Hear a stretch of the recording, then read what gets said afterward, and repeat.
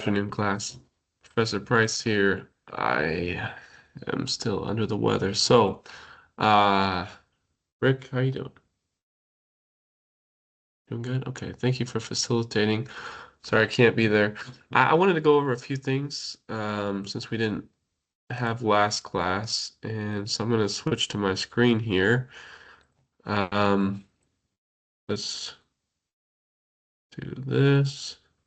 If you could right now open up a SolidWorks part, I will be covering that soon, giving you a little bit of a rundown to how we can use SolidWorks for this class. But um, next class, next class, I plan to be there.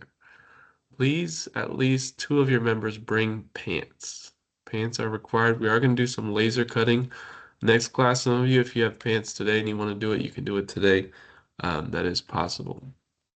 But we are on to our second assignment. What I want you to start thinking about, because today you'll have 2 hours to work on your game. Try to get a good amount done. You can start drawing some of your paper stuff. We're just going to stick to paper, basically all the way up till week 9 before we hit spring break. I want you to have a paper version of your game that you're building. And so that way you can play it, other people can play it, you can kind of figure out some of the details. Last week we didn't meet. The week before we did some of our shop rotations just to give you a feel for, what equipment is available for you. But the main thing you'll work on today, besides your game and a little bit of SOLIDWORKS, is this is your assignment. So CLC number 2, task 1 shouldn't be too hard. Hopefully you and your group have come up with some ideas. Now you just put it on paper, you get some more um, ideas going. So what kind of game are you going for? How will it, does it have a theme? You can even start, like I said, cutting out some pieces of paper. We've got a lot of stuff in the back, trying to just play it, see what works, see what doesn't work. Fail early, fail often, and figure out what you like and don't like. Now, task 2 is what we'll talk about today. I have got a couple slides about it. So now that hopefully you start at the end of class at least to have an idea of where your game is, what it's similar to, maybe do a little bit of Google searching of like, our game is going to be, I don't know, maybe high. Most of you like some kind of conflict. So high conflict, you know, uh, find some kind of conflict games that are somewhat similar, and you're gonna actually compare your theoretical game to like, okay, this is what's out on the market. How is ours gonna stand out from there? So you're gonna rank different aspects and factors you care about. We talked about SOTA 2 weeks ago, so that is the state of the art. You're gonna look at, what do you like about these games? What do you dislike? Where's your game gonna kind of match up against those two? And then task 3, each person in your group is just going to come up with, okay, based on task 1, we have an idea, but each of you may have some additional ideas of how to change it, improve it, how to alter your design in a significant way. And most games, honestly, end up using a lot of that task 3. Like you have an idea, but someone's got this way that they change it and you play it that way and everyone likes it. So that's an important step for this assignment. Lastly, in the top corner, it says put your work in a DHF design history folder. So that should be something all group members can access or add to. You're going to want to zip it and upload it with your Word document or share a link that is able to be viewed. That way we can see it. All right, so we can get back to this slide, but let's talk about a little bit of that first part. So there's a lot of games out there, a lot of games.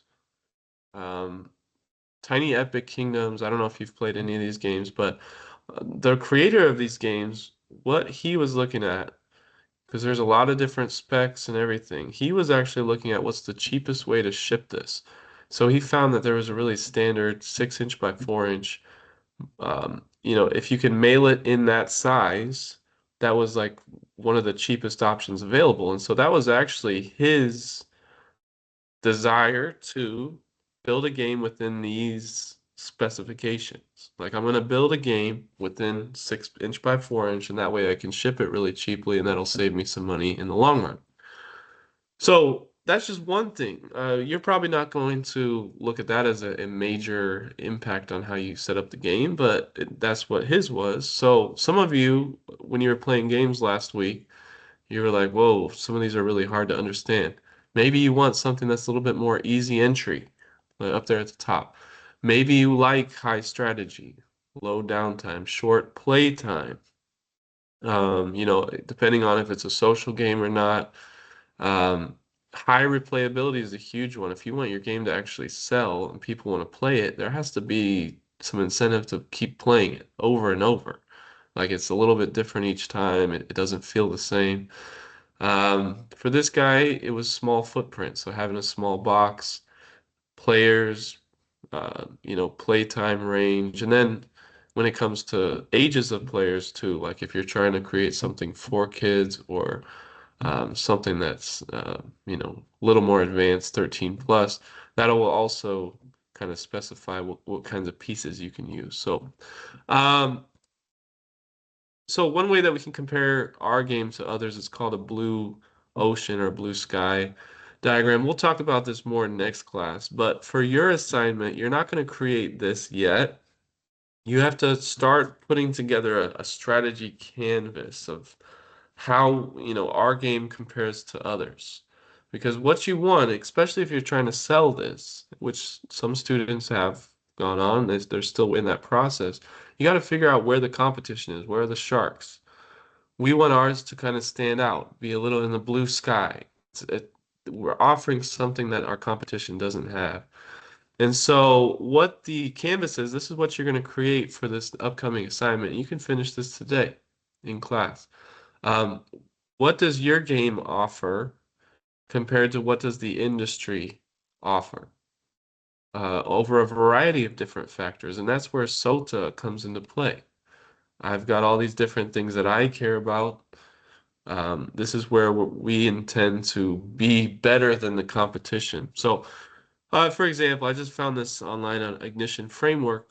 Nintendo was kind of having a hard time for a couple of years. Xbox had really taken over the market, and then mobile, iPhone games and all that also were kind of taking away some of their competition. And so, one way to look at it is to create this canvas. And so you can see on the bottom, we've got games available. So, mobile games, there's a lot more of those available.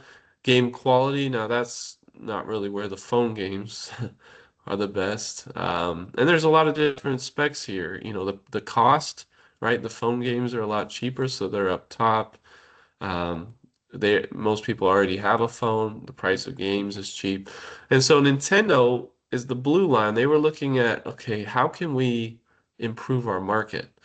And so I guess two of the specs they were looking at raising were the game quality. So we've got to increase our game quality, um, bit rate, whatever.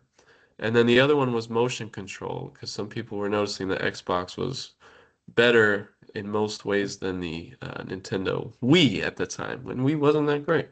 So they were looking at raising, those two things to try to beat the competition. And also, some of it, if you see on the right-hand side, was also creating a new category, which the other two didn't quite have at that time, which was going into more of the virtual reality.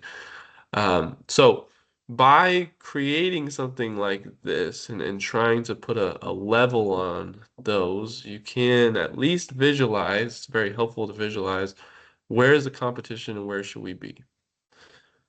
So, this is the first step I want you to do for this assignment is really just using Excel.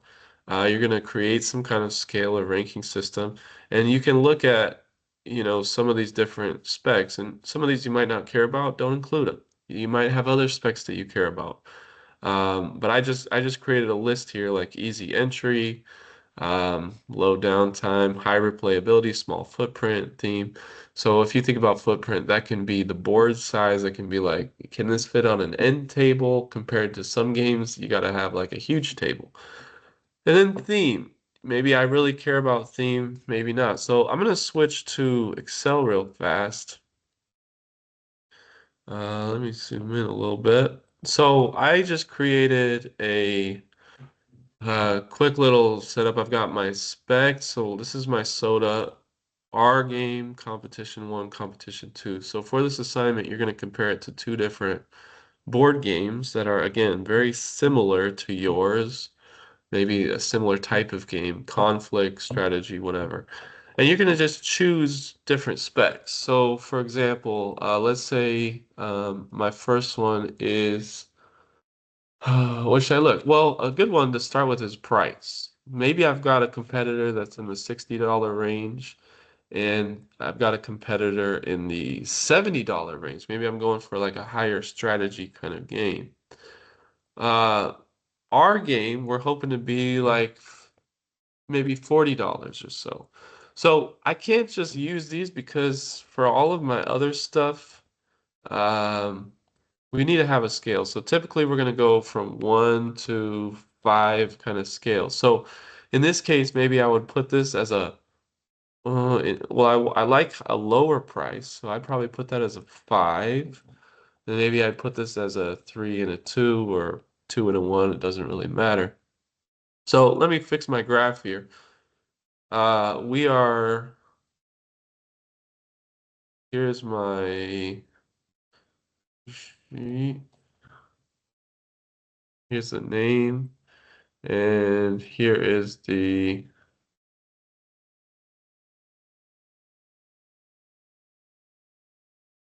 Uh, that one. Oh, this, you know what? This will be our game. Our game.